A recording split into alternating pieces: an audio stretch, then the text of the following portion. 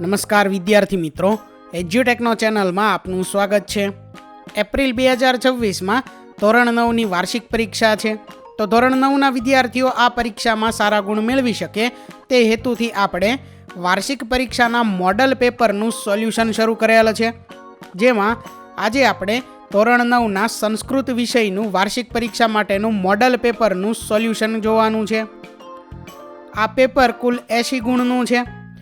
સૌથી પહેલાં છે વિભાગ એ, જેની સૂચના છે અધોદત્તસ્ય ગદ્યખંડસ્ય માતૃભાષાયામ અનુવાદમ કુરુત, જેનું ભાષાંતર બાજુમાં આપેલું છે કે નીચે આપેલા ગદ્યખંડનો માતૃભાષામાં અનુવાદ કરો, એટલે કે જે આપણને ફકરો આપેલો છે સંસ્કૃતમાં તેનો આપણે ગુજરાતીમાં અનુવાદ કરવાનું છે।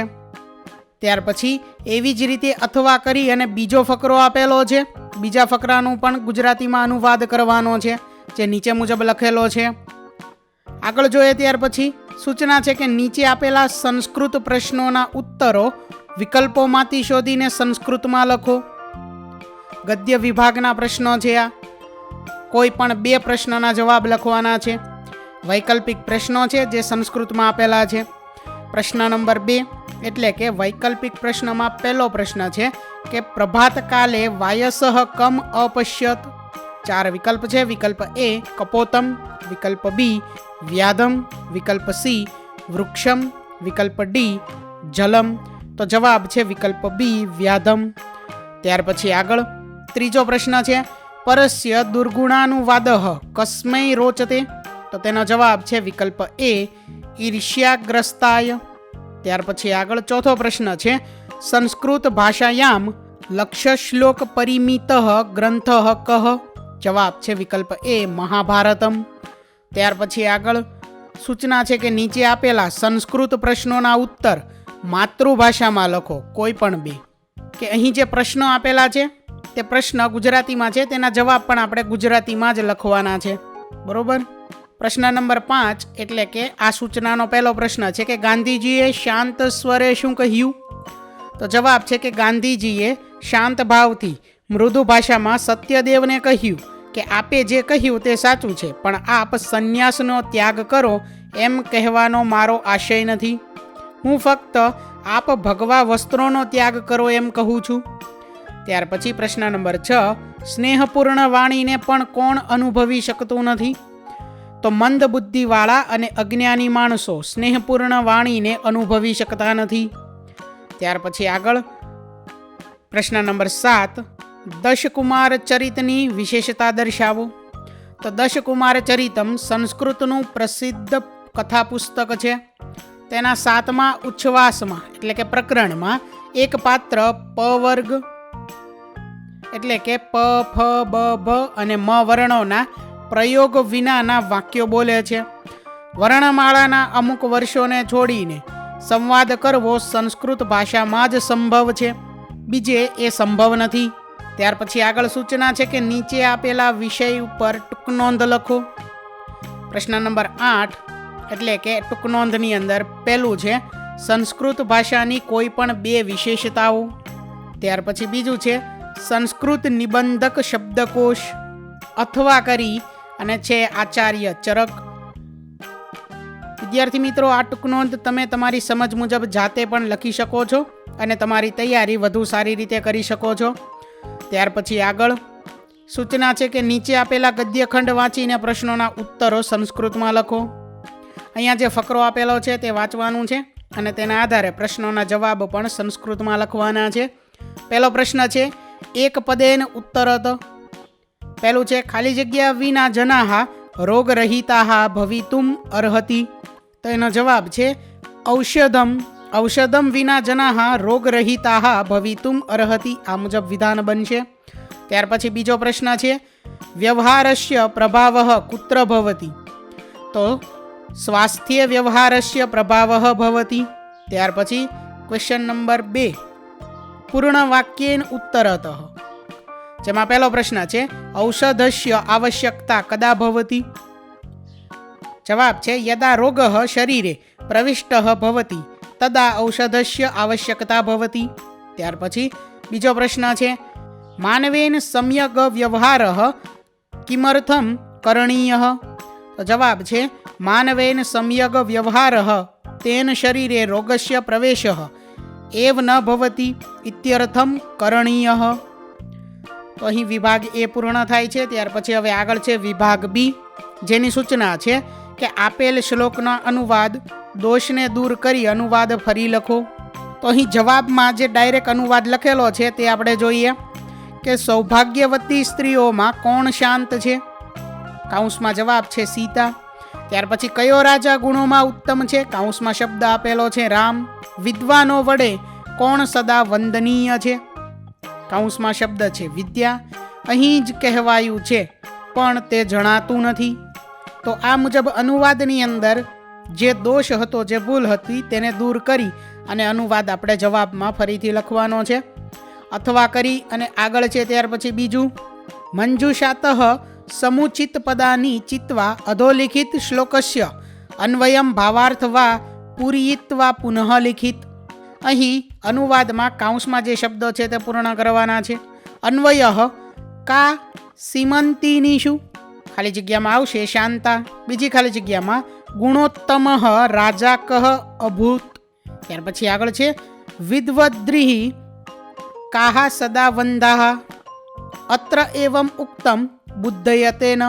તો આ મુજબ કૌંસમાં જે શબ્દો છે તેનો ઉપયોગ કરી અને આપણે અહીં ખાલી જગ્યાઓ પૂર્ણ કરવાની હતી. આગળ છે ત્યાર પછી સૂચના. નીચે આપેલા સંસ્કૃત પ્રશ્નોના ઉત્તરો વિકલ્પોમાંથી શોધીને સંસ્કૃતમાં લખો, કોઈ પણ બે. પ્રશ્ન નંબર 2 એટલે કે આ સૂચનાનો પહેલો પ્રશ્ન છે કે શાંતિમ ઈચ્છંતી. 4 વિકલ્પ છે, જેમાંથી જવાબ છે વિકલ્પ સી સાધવઃ. ત્યાર પછી ત્રીજો પ્રશ્ન છે તારાદીપઃ કહ. જવાબ છે વિકલ્પ બી ચંદ્રઃ. ચોથો પ્રશ્ન છે વજ્રંતી પદ્માની કદા વિકાસમ. જવાબ છે વિકલ્પ એ સૂર્યોદયે. ત્યાર પછી આગળ હવે સૂચના છે કે નીચે આપેલા પ્રશ્નોના ઉત્તર માતૃભાષામાં લખો. પ્રશ્ન નંબર 5 એટલે કે આ સૂચનાનો પહેલો પ્રશ્ન છે યોગીઓ કોના દર્શન કરે છે, કેવી રીતે? તો આ પ્રશ્નનો જવાબ છે કે યોગીઓ ધ્યાનની અવસ્થાને પ્રાપ્ત થયેલા મન વડે દિવ્ય રૂપધારી પરમેશ્વરના દર્શન કરે છે. ત્યાર પછી આગળ છઠ્ઠો પ્રશ્ન છે આપત્તિમાં પણ કોની બુદ્ધિ વિચલિત થતી નથી? તો જેઓ બળવાન શત્રુઓને સારી રીતે ઓળખતા હોય છે તેમના શાસ્ત્રના આધારે નક્કી કરાયેલી બુદ્ધિ વિચલિત થતી નથી. ત્યાર પછી આગળ 7મો પ્રશ્ન છે 5 અક્ષય નિધિ કયા કયા છે? તો ચારિત્ર્ય, શૂરવીરતા, ઉદ્યમશીલતા, પંડિતાઈ અને સારા મિત્રો તે 5 અક્ષય નિધિ છે. ત્યાર પછી પ્રશ્ન નંબર 8 રાજા અને ભિક્ષુક બંને લોકનાથ શા માટે છે? તો રાજા પ્રજાજનોનો પાલક હોય છે એટલે કે તે લોકોના નાથ સ્વામી છે. યાચક બીજાઓ પાસેથી ભિક્ષા માગે છે એટલે કે તે લોકો છે નાથ સ્વામી જેના તેઓ છે. આમ રાજા અને ભિક્ષુક બંને લોકનાથ છે. ત્યાર પછી આગળ હવે સૂચના છે શ્લોક પૂર્તિ કરો. તો અહીંયા જે શ્લોક આપેલા છે જે સંસ્કૃતમાં છે તેની આપણે પૂર્તિ કરવાની છે, શ્લોક પૂર્ણ કરવાનો છે. દરિદ્રાય ધનમ દેયમ જ્ઞાનમ દેયમ જડાય ચ પિપાસિતાય પાનીયમ ક્ષુતિધાય ચ ભોજનમ. ત્યાર પછીનો શ્લોક આવશે નાસ્તિ મેઘસમ તોયમ નાસ્તિ ચાત્મસમ બલમ નાસ્તિ ચક્ષુઃ સમમ નાસ્તિ ધાન્ય સમમ પ્રિયમ. ત્યાર પછીનો શ્લોક આવશે પ્રભુતલ્પકાર્ય વાયો નરઃ કર્તુમિચ્છતિ સર્વારંભેન તત્કુર્યાત સિંહાદેકમ પ્રકીર્તિતમ. તો અહીં વિભાગ બી પૂર્ણ થાય છે. ત્યાર પછી હવે આગળ છે વિભાગ સી, જેની સૂચના છે નીચે આપેલા નાટ્યખંડનો માતૃભાષામાં અનુવાદ કરો. તો અહીંયા જે નાટ્યખંડ આપેલું છે તેને આપણે ગુજરાતીમાં માતૃભાષામાં અનુવાદ કરવાનો છે. તો અહીં નાટ્યખંડ છે રાજા અપૂર્વ ઈવ તે હર્ષઃ બ્રૂહિ કેનાસી વિસ્મિતઃ. એટલે કે રાજા કહે છે તમારો આનંદ અદ્ભુત લાગે છે, કહો તમે શેનાથી આશ્ચર્યચકિત છો? આ મુજબ આપણે ગુજરાતીમાં અનુવાદ કરવાનો છે. તો હવે ડાયરેક્ટ જવાબ જોઈએ. ભટ્ટ અવિશ્વસનીય અને આનંદદાયક સમાચાર છે, સુભદ્રને પકડવામાં આવ્યો છે. રાજા હમણાં તે કેવી રીતે પકડાયો? ભટ્ટ રથ સુધી પહોંચી નિર્ભયતાથી તેની બંને બાહુઓ દ્વારા તેને નીચે ઉતારવામાં આવ્યો.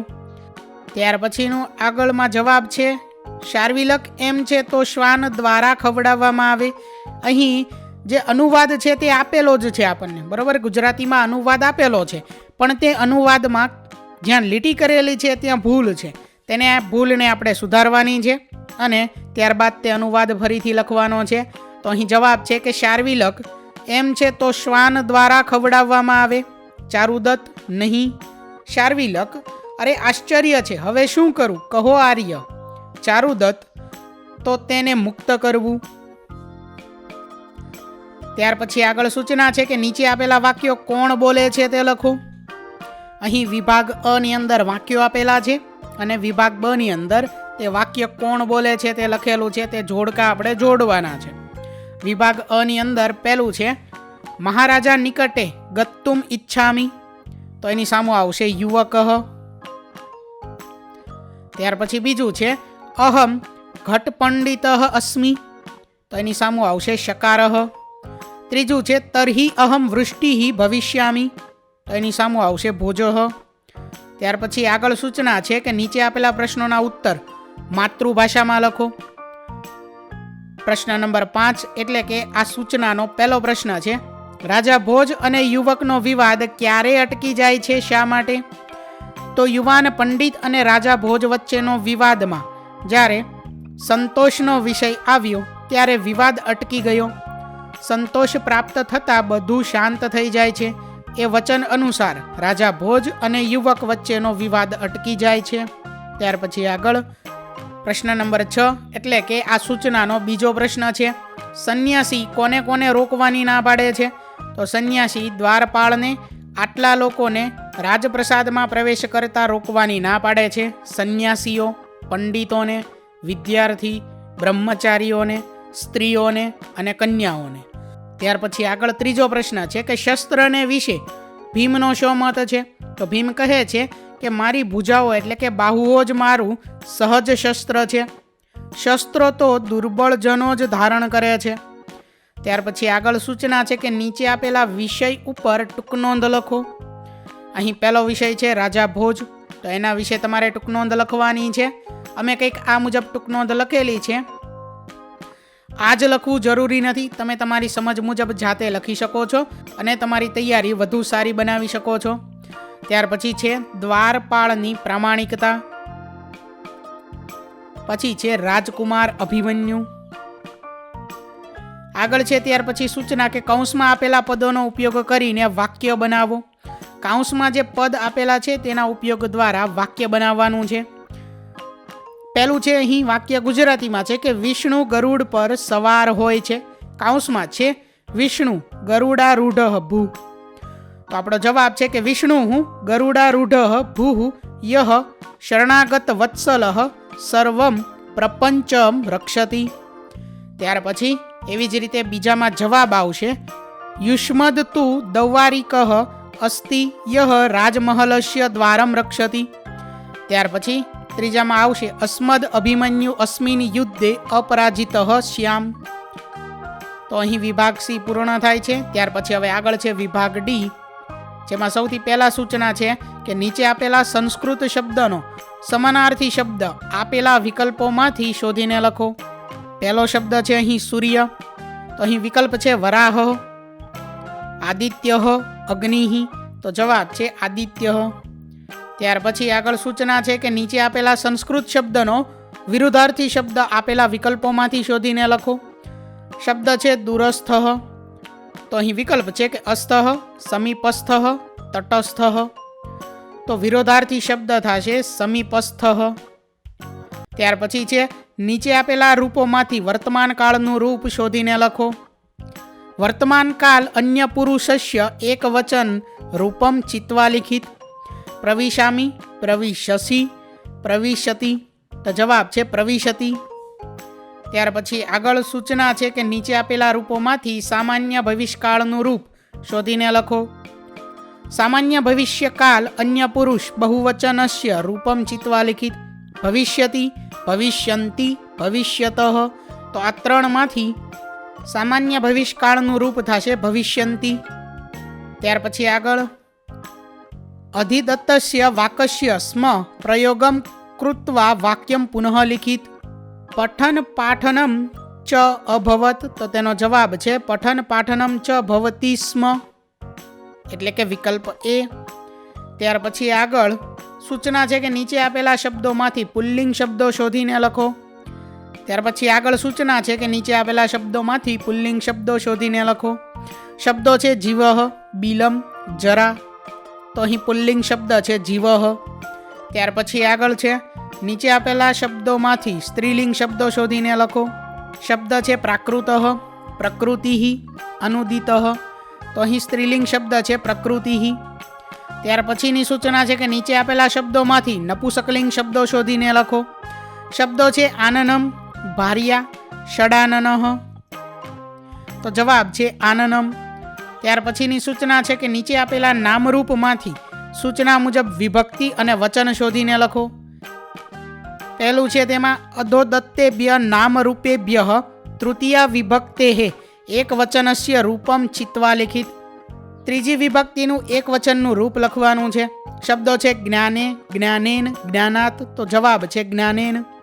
ત્યાર પછી બીજું છે અધોદત્તેભ્ય નામરૂપેભ્ય દ્વિતીયા વિભક્તેઃ એક વચનસ્ય રૂપમ ચિત્વા લિખિત. બીજી વિભક્તિનું એક વચનનું રૂપ લખવાનું છે. શબ્દો છે વિદ્યા, વિદ્યામ, વિદ્યાયાહ, તો જવાબ છે વિદ્યામ. ત્યાર પછીની સૂચના છે કે અધોદત્તેભ્ય વિકલ્પેભ્ય અવ્યય પદમ ચિત્વા રિક્ત સ્થાનમ પૂર્યત. અવ્યય પદ અહીં લખવાનું છે ખાલી જગ્યાની અંદર. મમ સમીપમ ખાલી જગ્યા આગચ્છ, કાઉન્સમાં શબ્દ છે તત્ર, યત્ર, અત્ર, તો જવાબ આવશે અહીં અત્ર, એટલે આપણું આખું વિધાન બને મમ સમીપમ અત્ર આગચ્છ. ત્યાર પછી આગળ સૂચના છે કે રેખાંકિત પદનો કૃદંત પ્રકાર લખો. અહીં જે પદ આપેલું છે તે પદમાં આગંતુમ શબ્દ જે છે તેના નીચે લીટી કરેલ છે, રેખા કરેલ છે, તેના કૃદંતનો પ્રકાર અહીં લખવાનો છે. કાઉન્સમાં વિકલ્પો આપેલા છે હેત્વર્થ કૃદંતમ, કર્તરી ભૂત કૃદંતમ, સંબંધક ભૂત કૃદંતમ, તો જવાબ આવશે અહીં હેત્વર્થ કૃદંતમ. ત્યાર પછી એવી જ રીતે બીજું વિધાન છે તેમાં પણ અહીં લીટી કરેલી છે, તેમાં જવાબ આવશે સંબંધક ભૂત કૃદંતમ. ત્યાર પછી આગળ સૂચના છે સંધિ છોડો. શબ્દ છે અત્રેવ, તો તેની સંધિ છોડીએ તો જવાબ આવે અત્ર વત્તા એવ. ત્યાર પછીની સૂચના છે સંધિ જોડો. શબ્દ છે સંતિ વત્તા ઇતિ, તો સંતિતિ. ત્યાર પછીની સૂચના છે કે રેખાંકિત સમાસનો પ્રકાર લખો. સૂર્યાસ્તઃ, કાઉન્સમાં સમાસના પ્રકાર આપેલા છે તત્પુરુષ, દ્વંદ્વ, બહુવ્રીહિ, તો જવાબ છે તત્પુરુષ સમાસ. તો અહીંયા વિભાગ ડી પૂર્ણ થાય છે. આગળ છે ત્યાર પછી વિભાગ ઈ, જેમાં સૌથી પહેલી સૂચના છે નીચે આપેલા વાક્યો કથાનક ક્રમ અનુસાર ગોઠવો. તો સૌથી પહેલા આવશે સી વિદ્વાનામ વચનમ આપતકાલે ગ્રાહ્યમ એવ. ત્યાર પછી આવશે બીજા નંબરે એ અનંતરમ તે સર્વે જાલેન બદ્ધાહ અભવમ. ત્યાર પછી આવશે ડી તદત્ર ધૈર્યમવલંબ્ય ઇદાનીમ એવમ ક્રિયતામ. અને ત્યાર પછી છેલ્લે આવશે બી ઇતિ વિચિંત્ય કપોતાહ સર્વે જાલમાદાય ઉત્પતિતાહ. ત્યાર પછી હવે આગળ સૂચના છે કે નીચે આપેલ ગદ્યખંડ વાંચીને પ્રશ્નોના ઉત્તર સંસ્કૃતમાં લખો. અહીંયા જે ફકરો આપેલો છે તે વાંચીને તેના પ્રશ્નનો જવાબ સંસ્કૃતમાં લખવાનો છે. અ છે એક પદેન ઉત્તરત, એક શબ્દમાં જવાબ આપવાનો છે. તો અ ની અંદર પહેલો પ્રશ્ન છે ખાલી જગ્યા સુંદરઃ વિહગઃ, જવાબ છે મયુરઃ, એટલે આખું વિધાન બને મયુરઃ સુંદરઃ વિહગઃ. ત્યાર પછી અ ની અંદર બીજો પ્રશ્ન છે મયુરઃ કસ્યાહ વાહનમ અસ્તિ, તો જવાબ છે સરસ્વત્યાહ. ત્યાર પછી આની અંદર સૂચના છે પૂર્ણ વાક્યેન ઉત્તરતઃ. આની અંદર પહેલું છે મયુરસ્ય પુચ્છમ કીદૃશમ, જવાબ છે મયુરસ્ય પુચ્છમ મનોહરમ અસ્તિ. બીજું છે મયુરઃ કદા હર્ષેણ નૃત્યતિ, જવાબ છે મયુરઃ વર્ષાસુ ઘનાનામ ગર્જેન શ્રૂયતે તદા હર્ષેણ નૃત્યતિ. ત્યાર પછી આગળ સૂચના છે કર્તા સાથે યોગ્ય કૃતિ જોડો. વિભાગ અ ની અંદર કર્તા આપેલું છે, વિભાગ બ ની અંદર કૃતિ આપેલું છે, અહીં જોડકા જોડવાના છે. વિભાગ અ માંથી પહેલું છે મહાકવિ કાલિદાસ, તો એની સામે આવશે વિભાગ બ માંથી બીજું ઋતુ સંહાર. વિભાગ અ માંથી બીજું છે આચાર્ય ચરક, એની સામે આવશે ત્રીજું ચરક સંહિતા. વિભાગ અ માંથી ત્રીજું છે પંડિત વિષ્ણુ શર્મા, એની સામે આવશે વિભાગ બ માંથી ચોથું પંચતંત્રમ. આગળ છે ત્યાર પછી સૂચના, રેખાંકિત પદોને શુદ્ધ કરીને ગદ્યખંડ ફરીથી લખો. ખ્રિસ્તસ્ય પંચમ્યા શતાબ્દ્યામ ઈદમ ઉપનગરમ મૈત્રકાણામ રાજધાની આસીત. ત્યાર પછી મૈત્રકાણામ વ્યવસ્થાનુસારમ અધ્યયનસ્ય સમાપ્ત્યનંતરમ શાસ્ત્રાર્થ ભવતિ સ્મ. શાસ્ત્રાર્થે વિભિન્નાનામ મતાંતરાણામ ખંડન મંડનપૂર્વકમ વિમર્શ ભવતિ સ્મ. ત્યાર પછી સૂચના આપેલી છે કે નીચે આપેલા શ્લોકનો માતૃભાષામાં અનુવાદ કરીને અર્થ વિસ્તાર કરવો, કોઈ પણ એક. તો અહીં જે શ્લોક આપેલા છે તેમાંથી કોઈ પણ એક શ્લોકનો માતૃભાષામાં એટલે કે ગુજરાતીમાં અનુવાદ કરવાનો છે અને તેનો અર્થ વિસ્તાર કરવાનો છે. પહેલો શ્લોક જે છે તે જોઈએ. તેનો અનુવાદ છે કે ઉત્સાહી માણસોને માટે કંઈ અસાધ્ય નથી, યોગ્ય રીતે આરંભેલા બધા પ્રયત્નો સફળ થાય છે. અર્થ વિસ્તારમાં આપણે કંઈક આ મુજબ લખી શકીએ કે આ સુભાષિતમાં ઉત્સાહ ઉમંગથી કાર્ય કરનારાઓને માટે બધું કાર્ય સહજ સિદ્ધ થાય છે એમ કહેવામાં આવ્યું છે. લાકડું ઘસવામાં આવતા તેમાંથી પણ અગ્નિ પ્રગટે છે અને જમીનને ખોદ્યા કરવાથી એમાંથી જળની પ્રાપ્તિ થાય છે. આ દુનિયામાં ઉત્સાહ અને ઉમંગ ધરાવનાર વ્યક્તિ બધું જ મેળવી શકે છે. આળસ અને પ્રમાદમાં રચતી વ્યક્તિ કશું જ સિદ્ધ કરી શકતી નથી. માટે જ આળસને માણસનો સૌથી મોટો શત્રુ કહ્યો છે. આલસ્યમ હિ મનુષ્યાણામ શરીરસ્થો મહારિપુહુ. બોધની અંદર કંઈક આ મુજબ આપણે લખી શકીએ કે સફળતા માટે માણસે કોઈ પણ કાર્ય ઉત્સાહ ઉમંગથી કરવું જોઈએ. બધા પ્રયત્નો યોગ્ય રીતે આરંભવા જોઈએ, તો જ સફળતા મળે છે. વિદ્યાર્થી મિત્રો, અમે જે મુજબ અનુવાદ અને અર્થ વિસ્તાર બોધ લખેલો છે તે જ લખવું જરૂરી નથી, તમે તમારી સમજ મુજબ લખી શકો છો. ત્યાર પછી બીજું જે છે તેમાં અનુવાદ છે કે ગધેડો થાક્યા વિના બોજો ઉપાડે છે, ઠંડી ગરમીની પરવા કરતો નથી અને હંમેશા સંતુષ્ટ રહે છે. ગધેડા પાસેથી આ 3 ગુણો શીખવા જોઈએ. અર્થ વિસ્તાર છે કે આ શ્લોકમાં જણાવવામાં આવ્યું છે કે મનુષ્ય થાક્યા વિના જીવનનો, સંસારનો ભાર, સંસારની બધી જવાબદારીઓનો બોજ ઉઠાવવો જોઈએ, ઠંડી ગરમીની કદાપી પરવા ન કરવી જોઈએ અને હંમેશા સંતુષ્ટ રહેવું જોઈએ. સંતોષી નર સદા સુખી અને સંતોષ એ માણસનો મોટો ખજાનો છે. ગધેડાના આ 3 ગુણો અપનાવીને મનુષ્ય જીવનમાં સુખી થઈ શકે. બોધની અંદર આપણે લખી શકીએ કે મનુષ્ય જીવનમાં બધી જવાબદારીઓનો ભાર ઉપાડી ઠંડી ગરમીની પરવા કર્યા વગર સંતોષને પોતાનો સાથી બનાવવો જોઈએ. તો આ મુજબ કોઈ પણ એકનો આપણે અનુવાદ અને અર્થ વિસ્તાર બોધ તે લખવાનું છે. તો વિદ્યાર્થી મિત્રો, અહીં ધોરણ 9નું વિષય સંસ્કૃતનું વાર્ષિક પરીક્ષા માટેનું મોડલ પેપરનું સોલ્યુશન પૂર્ણ થાય છે. વિદ્યાર્થી મિત્રો, આપેલા વિડીયોની જો તમારે પીડીએફની જરૂર હોય તો તમે આપણી એપ્લિકેશન સ્માર્ટ સાથી પરથી મેળવી શકશો. વિદ્યાર્થી મિત્રો, આપણી એપ્લિકેશન સ્માર્ટ સાથી પ્લે સ્ટોરમાં આવી ગઈ છે, જેની અંદર તમે બધા વિભાગ જોઈ શકો છો. તેની અંદર વિવિધ ધોરણ છે. ધોરણ ઉપર ક્લિક કરતાં વિવિધ વિષય ખુલશે. વિષય ઉપર ક્લિક કરતાં તેની અંદર આવતા પાઠ ખુલશે. તેની અંદરથી તમે પાઠ્યપુસ્તક પણ ડાઉનલોડ કરી શકો છો. તેની અંદર આપેલા પાઠમાં ક્લિક કરતાં તમે પાઠની પીડીએફ, સ્વાધ્યાયની પીડીએફ, સ્વાધ્યાયન પોથીની પીડીએફ, પાઠના વિવિધ વિડીયોઝ, સ્વાધ્યાયના વિડીયોઝ, સ્વાધ્યાયન પોથીના વિડીયોઝ બધું જોઈ શકો છો અને ડાઉનલોડ પણ માત્ર એક ક્લિકમાં કરી શકો છો. વિદ્યાર્થી મિત્રો, આપણી એપને સપોર્ટ કરજો, ડાઉનલોડ કરજો. થેન્ક યુ દોસ્તો. એજ્યુકટેકનો ચેનલ તરફથી વિડીયો નિહાળવા બદલ આપનો આભાર. આવા બીજા વિડીયોઝ નિહાળવા માટે અમારી યુટ્યુબ ચેનલ એજ્યુકટેકનો અત્યારે જ સબસ્ક્રાઇબ કરો. આભાર દોસ્તો.